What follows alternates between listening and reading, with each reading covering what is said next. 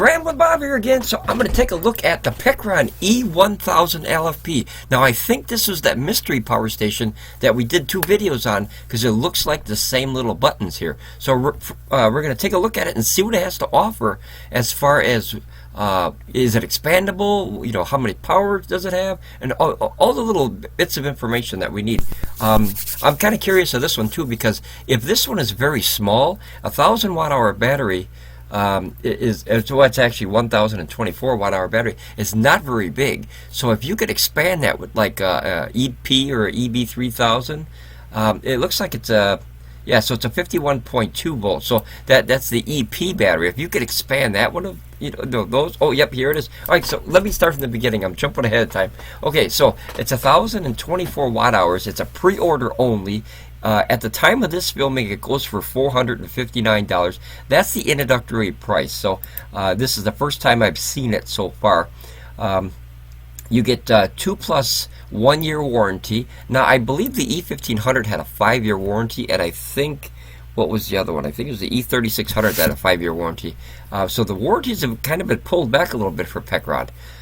Here you got a 2,000 watt inverter, pure sine of course, and a 4,000 watt surge. Now one thing I learned about Pecron is their surge is not very long. So if you're going to use this at 2,000 watts, that's a lot of power for a little tiny box like this. Usually what we like to do is have the battery watt hour the same or equal to what the rated power is. So if it's a 1,000 watt hour battery, we like to see a 1,000 watt inverter on there. But being that this little thing can put out 2,000 watts, I mean, that would only run for about 30 minutes on the system unless you expand it. That's a really lot of power to come out of a small box. Let's see here. It says you can adjust the charging speed. Now that's fantastic. That's a new feature for Pecron. So when you can actually speed up or slow down the charging, that's very helpful, because I'll give you an example.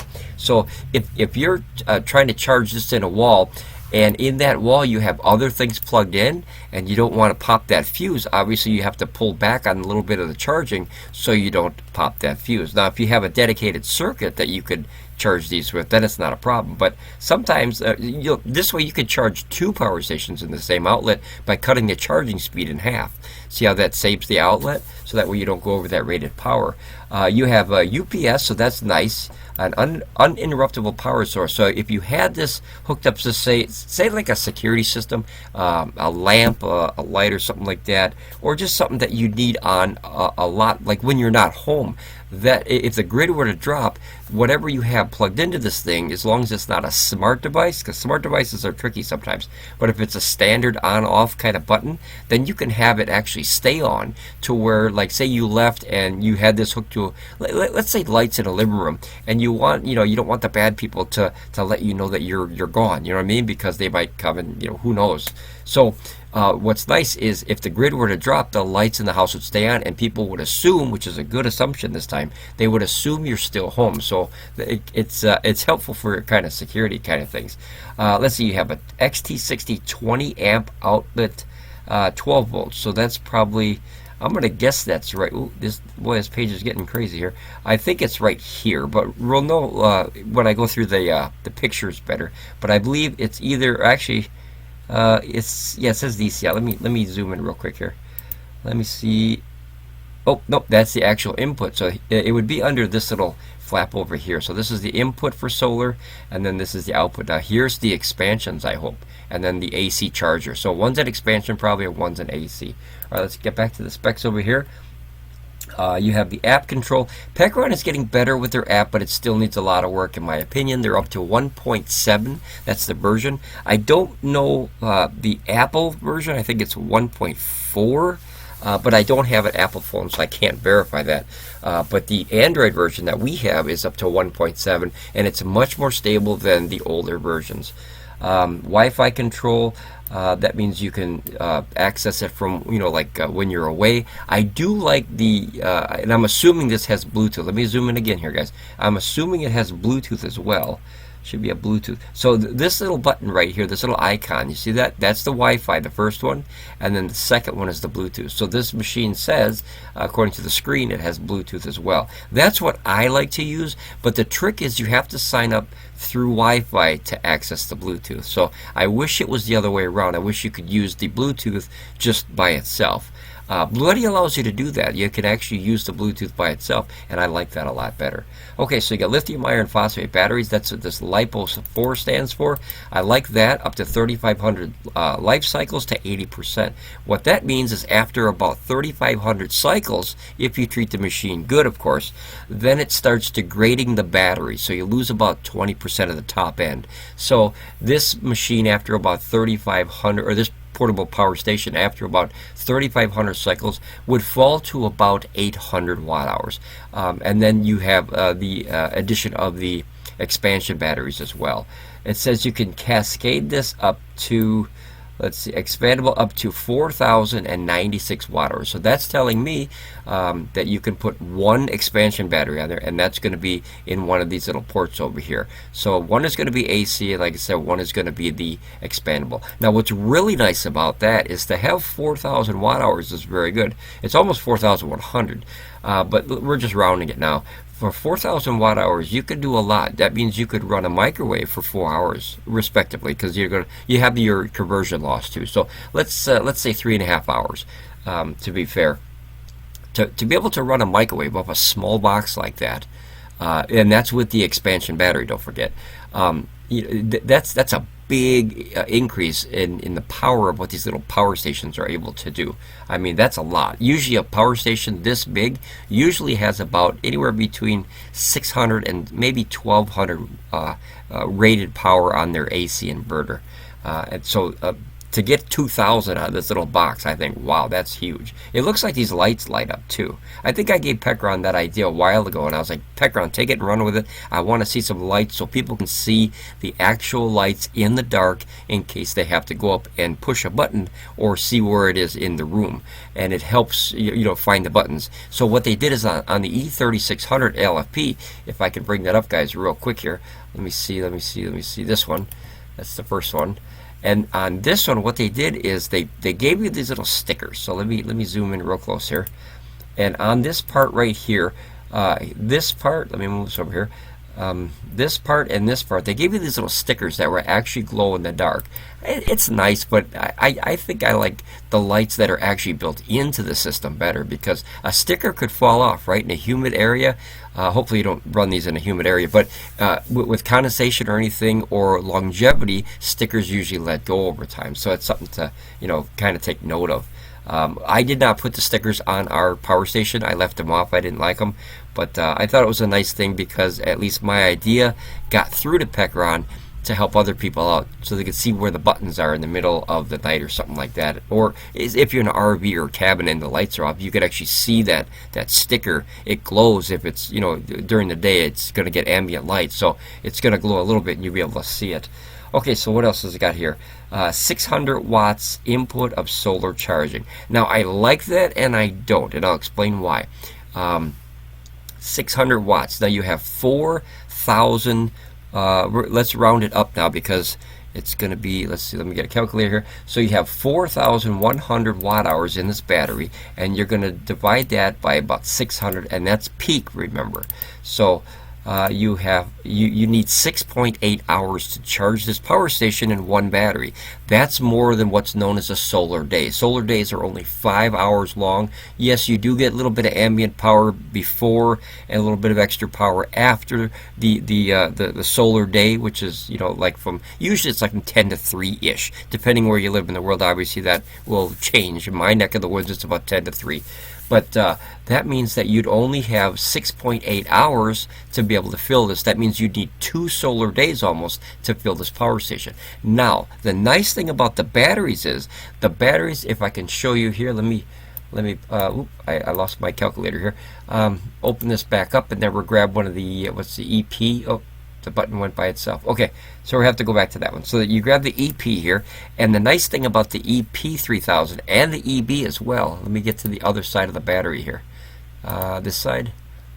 There it is. Okay, so on this side of the battery, if you look right here, this side is actually a 5-pin aviation port, and what that does is that allows you to charge these batteries if you have a power brick from either the E2000 LFP or the old E600 LFP. You could plug that right in this little port and charge these bad boys up by themselves.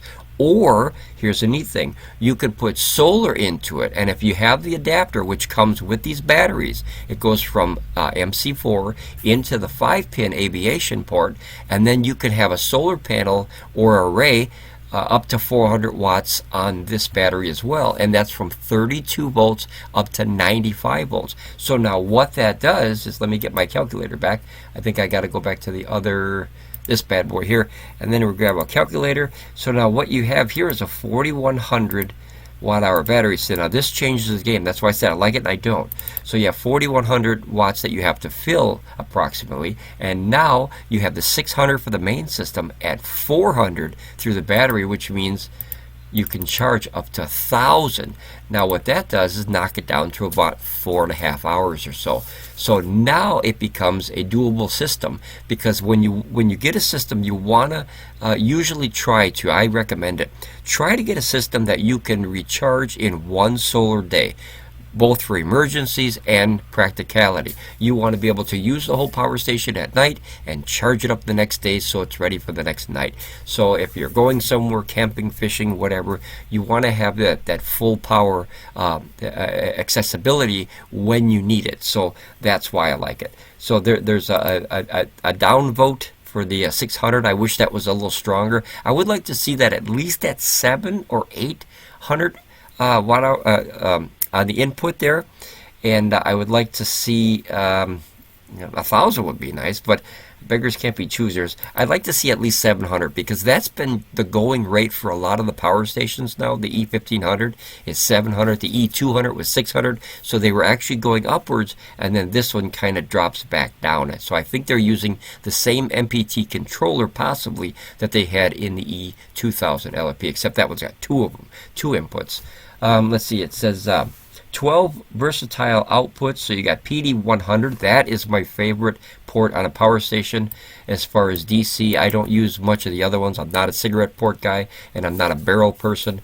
I do like the USB-C, and the best reason why is you can charge your phones. You can I can run my full size, well, it's a baby laptop, but it's a full power laptop with a generation i7 10th generation, which is a very good chip. I can run that with no problem. I can charge GoPros through that one very quickly. I can charge other smaller battery banks. If you want to have a small one that you want to put in your pocket or your purse or your briefcase or wherever you want to put it, you can charge one of those little ones and then have that for extra backup where you can't take a big power station, of course. Let's see, it says more ways to charge. Oh, wait, hold on, guys, wait, I have to correct myself here. I didn't read the second part here. So 600 watts solar charging, but it does have a super fast charging of 80% in 1 hour. So it does have 1000 watt, there you go. So wow, okay, this is perfect now. So you do have the option, and I forgot I mentioned that you can change the charging speed. So right off the bat here, you can either do 600 or 1000. I don't know if that's the only two options you get, but that's nice because you can knock it down now. And now, of course, with that 1000 through the battery, you can easily charge this in a solar day. So now we're back to good. But now, even better, let's take my idea of charging. And I don't recommend this all the time, guys, because if you speed charge a battery, it kind of hurts the cells over time. So if you do speed charge, say you need it, 1000 watts plus the 400, right? That's obviously 1400. So now you take the 4100 and then you divide that by 1400, which is a 1000 speed charging on the top, and then 400 through the battery. And now look at the time. Whoop, I did something wrong. Holy cat scratch fever. Okay, 4100 divided by 1400. That should be a lot less than that. There you go. Okay, so just under 3 hours. Now, see, now that is awesome because that easily can do your solar day. So if you had 3 hours of really, really good sun, you could probably charge this all the way. And then if you had 2 hours of clouds, you're able to do it within that solar day and have extra time just in case you don't have a perfect solar day. So now they're talking. I didn't read that right away. Sometimes I get so excited I jump around, and I apologize for that. But I really like this technology, so I'm really bouncy that way. Okay, they don't have anything down here. You can be the first to do a review here. Now we're going to look at the picture. So let's go to the top one. That's got the price here.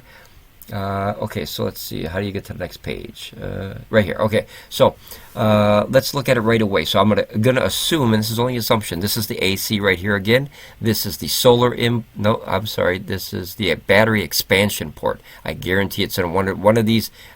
Usually the battery expansion port is on the right, but they could have swapped it. So AC in one of these and battery expansion for the EP3000, which is a 3072 watt-hour battery pack, right under one of these. And then you have your solar input, and when you look close, it's going to be from, I think that says 11 to 60 volts. I've never seen anyone go down to 11, but boy, that's really low. So 11 volts all the way to 60 volts.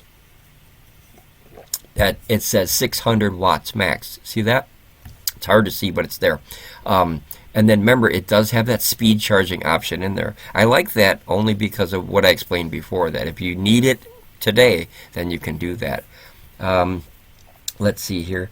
Notice here's a discrepancy. I don't know if you noticed this, but remember, it's a 2,000 watt inverter. It said on the actual. If I back up here, it does say 2,000 watt in pure sine inverter and 4,000 surge. And if you look close, I don't know if you saw that. I know I did. This says 1,800 watts max. So I wonder if they have a typo and they typed this too quick. So that's something to think about. This might be 200 watts. Oh yeah, see, times 2. So you got two 18. These are probably USB A's, and these are USB C's under here because A's don't go up that high. But this says 1,800 watts max. I'm going to send them a message to say, are you sure about the rating that you put on that page? Because this says 1,800 and your paper says 2,000. And then you obviously have your power button. Now that's a first for Pecron. Pecron never has power buttons on any. I have, let's say I have 5, 6, 7, I got like 7, 8 power stations from Pecron. None of them have a power button. So the power buttons are inside the DC and the AC buttons. So this means you could turn on the system without turning on the inverter. Don't know where that's going to be helpful, but it allows you to do that. That way maybe you could see how much your battery is without turning on the whole system. Then you have 5 rated output. I'm going to assume 2. It's 120 volts. It doesn't say, but all their new power stations have been 120 volts. I'm very happy about that. And then here's going to be your hidden cigarette lighter under there. And possibly, it does say 12 volt, 20 amp max. So a cigarette lighter does not come out at 20 amps unless they figured out something new. I haven't seen one go that high. Usually about 10 amps is usually the most. So there could be 2 ports under here. Hopefully they have more pictures. I don't like when they put the stuff out without more pictures. I like more information. The more information for people, the better they can make a decision.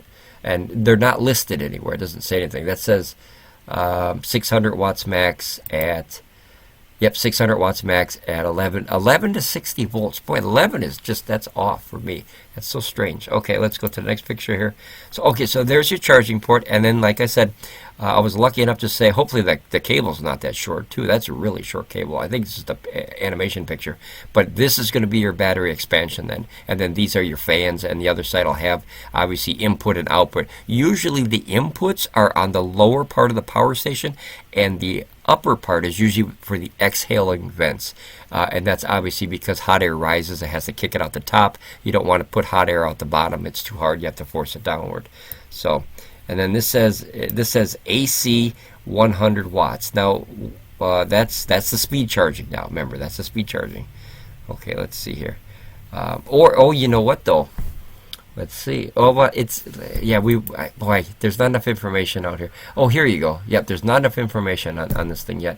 So here you got your 5 standard Here it says 20 amp. Those are 120 volt systems, because all their systems are, so I'm just going to take the assumption that obviously they are. 2 USB-A's that are 18, that's quick charge 3, and then 2 USB-C's. Now, if you can bring out 2 full 100-watt USB-C's at the same time, that will be a major upgrade for Pecron, because they have not made a system yet where you can actually pull 200-watt or 100-watt out of 2 separate ports at the same time. If they did that, awesome. And then here's your XT60 port, and that's going to be your 20. So all 3 of these ports are underneath that one flap. This is your 20 amp out. This one's probably going to be your 5 amp out, because that's what it's always been. And that's a 5521. So 5.5 millimeter on the ring, which is the outside, and then a 2.5 millimeter on the pin, which is that centerpiece right there. And then you have one now it's called a cigar port. We call it cigarette, cigarette lighter as kids. It's been that way for 50 plus years for me, so that's what I'm going to keep calling it. Let's see here. And he's running a toaster. Look at that. That's, toasters are hot. They run about 800 watts or more. Mine starts at 800 watts, and then you can obviously do higher levels on toasters, or they come higher levels if you have like a quad toaster with 4 pieces or something like that, or an industrial commercial one with 10 pieces of toaster or whatever. Okay, so here you go. This gives you an average run time. Now notice, again, it says 1800 watts up here. So like I said, I think that they're quick copy paste with that 2000 4000. I think that's incorrect, and I'm going to let them know that, and then they can correct me if I'm incorrect. But judging by most of the actual power station and the flyers, it says it's 1800 watts. You can do a phone up to 35 times. What's nice now is they actually give you the watt hours too. Before they just gave you an average, like here's a laptop, you can do it like, for 10 hours. Well, then you have to do the math. So now they give you kind of a ballpark. If a 60 watt laptop, which mine run probably about 30, so this would double, and I could charge it. Actually, that's the battery portion, yeah. So not how much watts it uses, that's the battery. So mine is probably, let's see, 60 watt. I think mine are 30 watt hour batteries. So I could do my small laptop about 30 times, respectfully. But it all depends. Like here's a projector for 65. 65 is obviously going to be an LED projector. They don't make halogen bulbs that go down that low. And then 65, it's a decent projector, but I recommend if you go LED 100 watts or more, just to get that power out there so you can see it better during the day. And then there's camera and everything. There's a young lady doing whatever she's doing. I always found it funny that they always put the pictures like this, guys, but they never have them hooked to anything. Like there's no wire going into this box. It's going into the sand. So they're charging the sand. Sand battery, there you go. Look that up, sand battery. That's very interesting.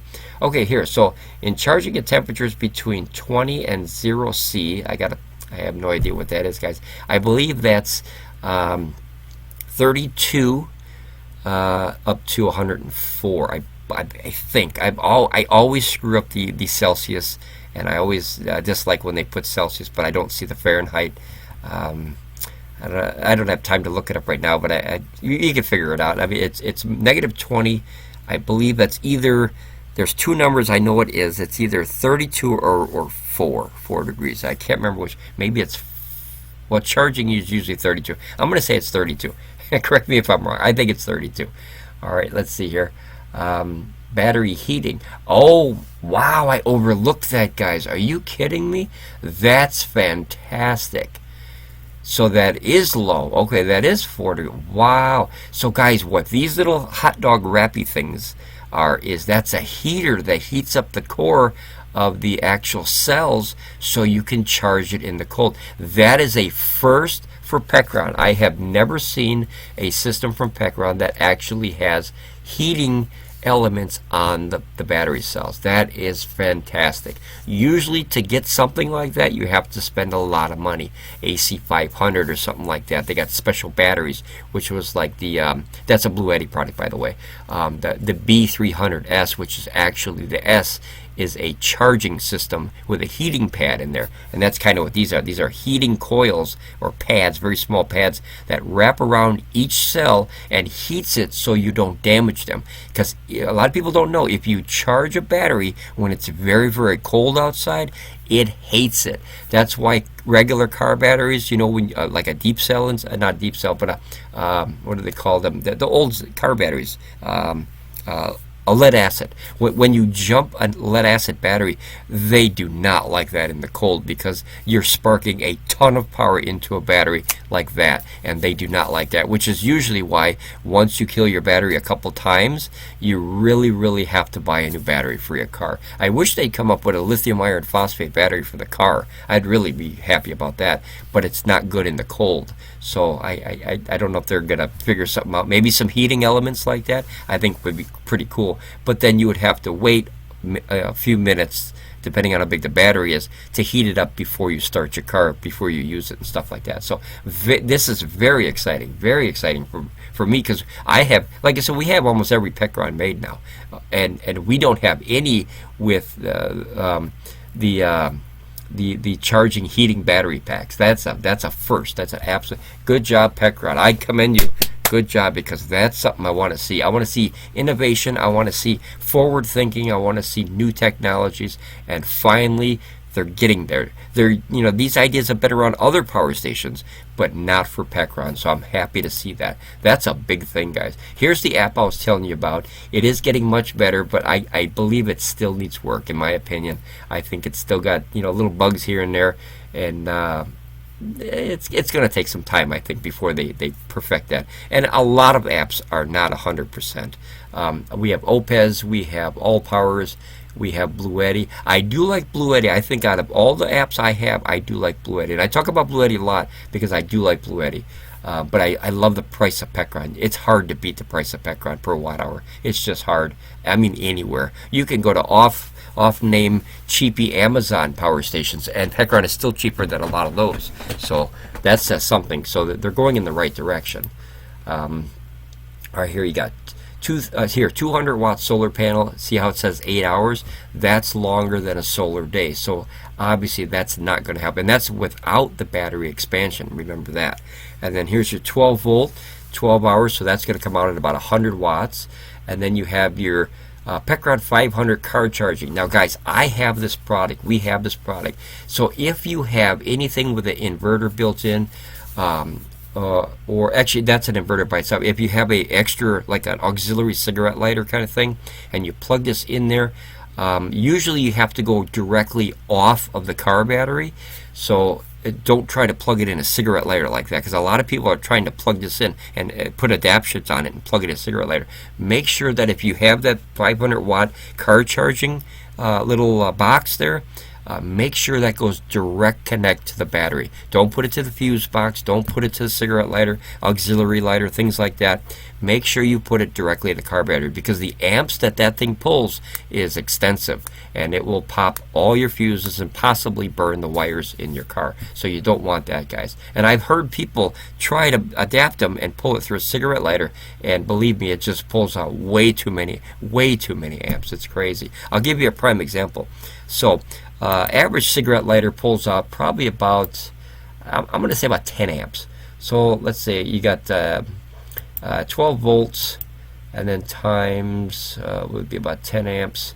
Yeah, that would be about right. So 12 volts times 10 amps is 120 watts, and that's usually more than what you normally get. You get about maybe 100. So some cars cut them off at 5-6 amps for safety, so the wires don't get too hot and they burn. But this thing, if you had 500 and you divide that by, let's see, here's your average 12, notice how you're pulling 40 plus amps, guys. That's where heat comes from. The more amperage, that means the more power is flowing through the line, and it creates a lot of heat. Now, voltage is the pressure in which it goes through the line, but the amperage is the actual power. So that's what you want to, kind of keep an eye on for. The amps. Too many amps is too many problems. Okay, so here's basically explaining 10 years of 3,500 cycles. It's actually $3,500 if you do the math on it, guys. And they round it. They always round. All these companies always round this up. If you take 10,000 cycles, right, and you divide that by 365, right? Notice, oh, what did I do again? Holy cow! Hold on. I'm sorry. 3,500 cycles, and then divide it by 365. I did 10,000. I have no idea why. Okay, so notice it's only 9.6 years about. So it's not a full 10 years if you do it every single day. But remember, the batteries will only drop down to about 80%. So you're not going to have to, like, you know, throw it in the garbage and buy a new one. You just drop it down to 80%. That means you can only fill the power station up. It'll say 100, but it'll max out as the cells, because 20% of the cells will not be usable anymore because they're kind of like degraded and used. You know what I mean? Like everything kind of gets old. You know what I mean? So over time, that's going to continuously fall. Then it'll be 70%, and then 60%, and then 50%. And that's one big thing with used power stations. You never know how many cycles they have. So watch out for eBay and Amazon when they sell used power stations, guys. You have no idea. There's no record of how many cycles. That would be nice to have a internal record in the app how many cycles the batteries had, and then you would know if you bought a used one. Hey, this thing has, you know, 3,400 cycles on it. It's almost getting ready to go, you know. So that way you know ahead of time before you buy it. So hopefully, though, Pecron, take my idea, run with it. You know, a cycle count. I think that would be fantastic. Usually you have to get a very big system or a very expensive system to get into options like that. But slowly and surely, these companies are kind of picking up these when they can afford them and adding them to their power stations. Like I said, this heating element in this one, that is a game changer for Pecron. I have never seen that on any other system. So good for them, Pecron. And the lit buttons. So you have two new options on this power stations that is on no other power station that I've ever seen from Pecron. And like I said, we own them all, except the E2400 and the E1000. It's the only two we don't own. Let's see, that's next to, obviously, solar panels. I don't have to explain that. And then here's your EP3000 battery. So this will give you the size of the E1000. Judging by the width, it looks about the width of the E1500LFP.